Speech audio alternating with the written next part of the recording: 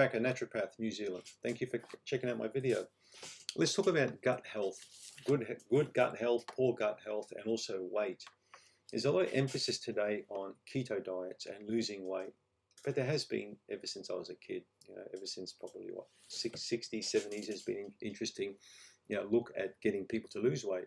It's funny because this morning I was looking on the internet, and if you look in the 40s and 50s, there was a big push for people to gain weight. There are all these like skinny ads where do you want your husband to love you more? You're going to put on more weight, and eat more yeast and eat these foods to gain weight. So the advertisement was actually the other way. It was driving people to gain weight. If you think about it, post-war, and a lot of the food industries weren't really up and running properly, and people were actually eating like real food back then. They weren't eating like artificial crap that they eat today. So a lot of that crap came in really, I think, in the 60s. I remember I was about 8 years old when the first supermarket came in our area, 1968. I can still remember it.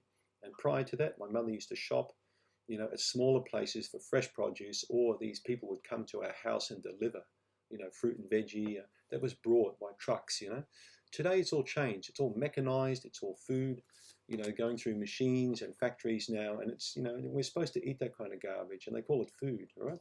But let's have a look at some of the mechanisms. I've got a couple of points I've written down here to discuss with you about how you really need a good gut if you really want a good butt, okay? Or if you want a good body. I'm just using that word butt. I mean, I could have said if you want good arms or good head or whatever, but you get my point. Eating the right food means you'll have the right kind of metabolic rate, the right kind of physique that you're looking for, but the gut is the instrumental key part in this whole thing. Okay, number one, you need a really good immune system to start with. You want no or low inflammation in the body, and you don't want your gut reacting with different foods and things that you're eating, making you think that you've got a gluten problem or a lectin problem or whatever problem, okay? You fix that leaky gut, you ain't got many problems with a lot of foods. I've helped a lot of people fix their leaky gut, basically by pulling crap out the diet, getting them on proper foods, repairing the membrane, and then the intestinal permeability basically slowly disappears, and lo and behold, they can eat foods they couldn't tolerate for years. And many people had taken them off those foods prior. When the gut's repaired, it's in a better position to tolerate a wider range of foods. And in your situation, that's important, because when you have a wider range of foods, which we discussed in a previous video, some people eat up to 500 types of food over a year, and the average American eats, I think, 60 foods. You've got a great diversity of the microbiota. So it's important for you to eat a wide range of foods to build good gut health, good immune health. This is going to keep you in great shape when you get to my age, 60 plus, right? So you need a good immune system, and you'll get that by having no intestinal permeability or minimal. And that means no antibiotics, no chicken with antibiotics, eating healthy food. Dunkin' Donuts is not really going to do much for a gut, is it? I think you get my point. So good immune system, very important for good health in general, okay?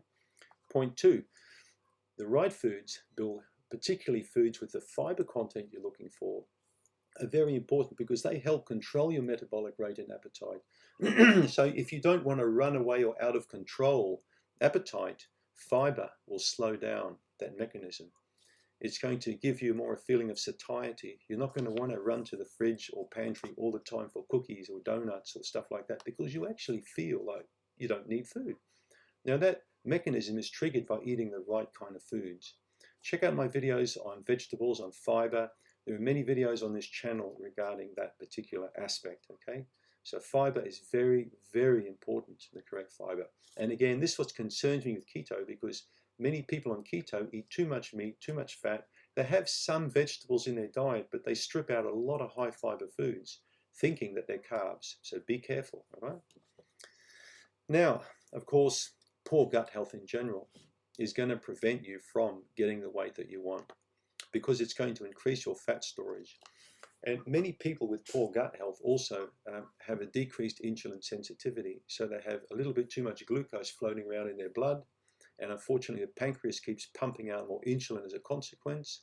So, this is a real problem. More fat storage occurs, more inflammation occurs, pushing you, shunting you more towards diabetes or heart disease. So it's important for that reason that you eat the right kind of fats, eat the right kind of foods to keep the gut in great health. Try and avoid antibiotics, as I mentioned, because they destroy gut health. And once you start getting a problem with the beneficial bacteria, you're allowing a lot of breathing space for other guys in there, which you don't really want to breathe too much in your gut, if you get my point.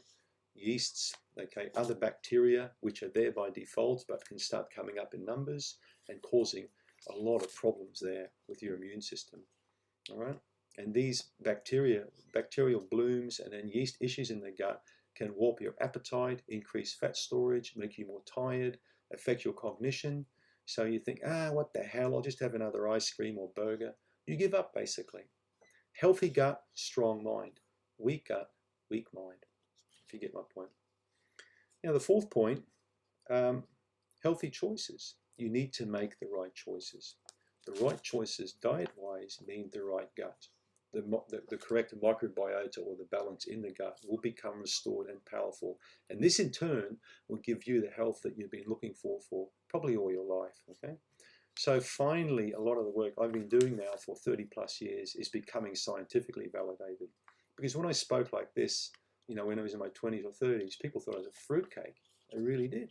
They didn't think much of this microbiota back then, but finally, they're starting to take notice, right? And why? It's because it revolves around the weight. We know now through plenty of studies that the healthiest digestive systems equate to the healthiest metabolic rates, which equate to the best, your person's best ability to maintain the weight that they're happy with, right? I think you get the message now. Don't forget to click on the link in the description box if you want my free PDF report. And thanks for tuning in.